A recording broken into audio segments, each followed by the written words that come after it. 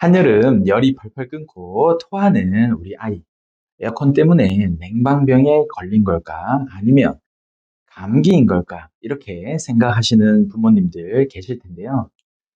아이들의 경우에는 소아장염도 꼭 의심해 봐야 합니다.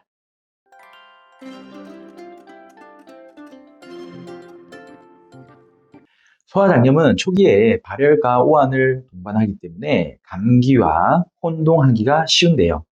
소아장염은 감기와 달리 열이 나기 시작한 후에 구토와 설사, 복통이 이어지는 것이 특징입니다.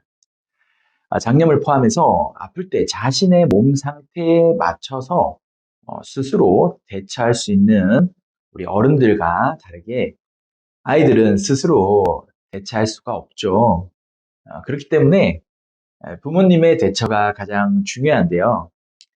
하지만 처음 소아장염을 마주했을 때 어떻게 해야 할지 막막하실 겁니다. 이번 영상에서는 소아장염의 대처법에 대해서 이야기해 보겠습니다. 굶기면 상태가 좋아진다는 말에 장염인 아이를 무조건 굶기는 분들도 계십니다. 하지만 이건 정말 좋지 않은 대처법입니다. 설사가 심하지 않는다면 굳이 아이를 굶길 필요는 없습니다. 공유나 덩어리진 음식은 오히려 아이의 장점막 회복을 촉진시키는 것으로 알려져 있습니다. 그러니까 이유식이나 밥은 계속 먹이시는 것이 좋습니다. 다만 우유나 치즈 같은 유제품을 포함해서 당도가 높은 음식과 밀가루가 된 음식, 탄산음료 같은 것들은 설사를 악화시킬 수 있기 때문에 먹이지 않는 것이 좋습니다. 하지만 분유를 먹여야 하는 아기라면 설사가 심할 때는 주치의의 판단 하에 특수 분유를 먹이시는 것도 좋습니다. 만약 구토가 심하거나 먹이자마자 토할 경우에는 1시간 정도 쉬었다가 물부터 천천히 조금씩 자주 먹여보십시오. 이때 미지근한 보리차도 좋은 방안이 될 수 있습니다.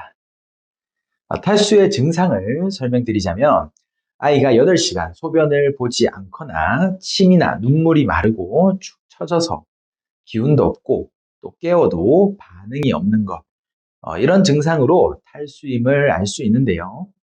이렇게 아이가 탈수 상태일 땐 급히 의료기관을 찾아가서 탈수에 대한 치료를 받으셔야 합니다. 탈수를 예방시키기 위해서는 아이에게 시중에 파는 이온 음료를 먹이는 부모님도 계십니다. 아이가 장염일 때 이온 음료를 먹이는 것이 정말 좋은 방법일까요? 아닙니다.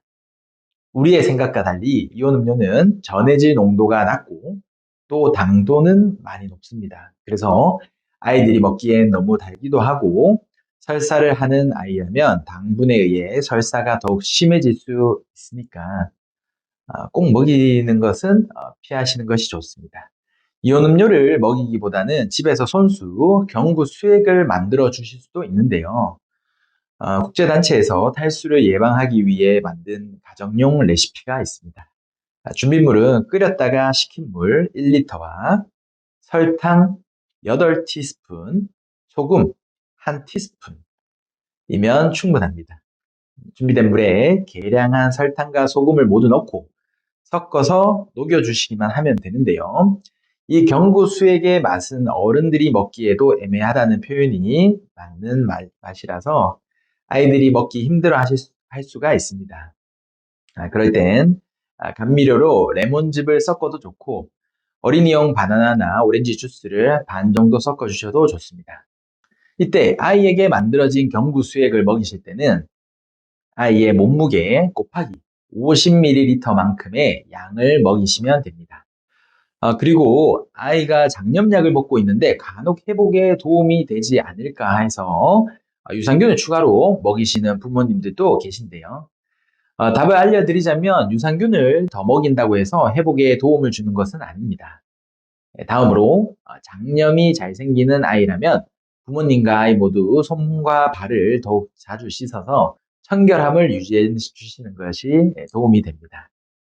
간혹 아이가 장염을 앓고 난 이후에 설사를 오랫동안 하는 경우가 있는데 이 경우 장염 때문에 손상을 입은 장이 분유에 있는 유당을 제대로 소화시키지 못해서 설사를 계속 하게 되는 유당불내증 때문에 그럴 수도 있고 장염이 완전히 낫지 않거나 우유 알레르기 때문에 그럴 수도 있습니다. 여기서 유당불내증의 경우에는 대개 한 달 정도 지나면 좋아지는데 드물게 몇 개월 지속되는 경우가 있지만 어린 나이의 아이에게 유당불내증이 생겼다 해서 평생 가는 것은 아니니까 걱정하지 않으셔도 됩니다. 치료 후에도 설사가 멎지않아 특수 분유를 먹이기도 하는데요. 먹이셔도 되지만 특수 분유는 일반 분유보다 영양분이 적기 때문에 꼭 필요한 경우가 아니라면 그 필요성이 사라질 때는 바로 끊으셔야 합니다. 저도 아이들을 키우는 입장에서 많은 부모님들께서 소아장염을 처음 마주했을 때 당혹스럽기도 하고 잘못된 정보로 잘못 대처하는 경우가 많은데요. 이 영상이 소아장염 대처법을 찾는 부모님들께 도움이 되셨길 바랍니다. 다음에도 좋은 정보와 건강한 지식을 들고 찾아뵙겠습니다. 감사합니다.